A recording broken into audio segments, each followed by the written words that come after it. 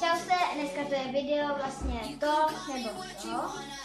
A mám tady na video na mobilu otázky a budete číst. Takže první, králík nebo zajíc? Asi králík. Bazén nebo moře? Bazén. Šťáva nebo voda? Asi čistá voda.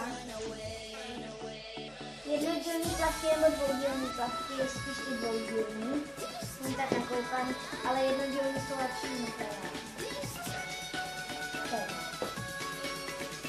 pes nebo kočka? Asi ten pes. Dům nebo panelák? Dům. Vesnice nebo vesnice.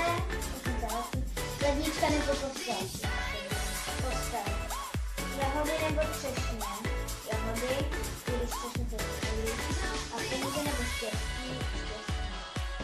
A hogi nebo gogo? Asi hogi.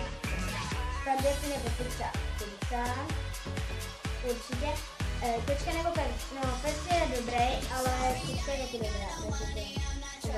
Trička nebo týlko? Asi to týlko. Praha nebo Plzeň? Tak, Praha. Podobný. YouTube nebo herectví? Asi to YouTube.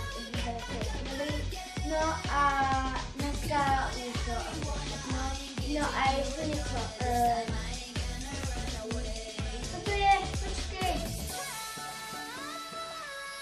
A ještě bych k tomu chtěla pozdravit Anču Hodkovou, Anču Machovou a Medvídek Media.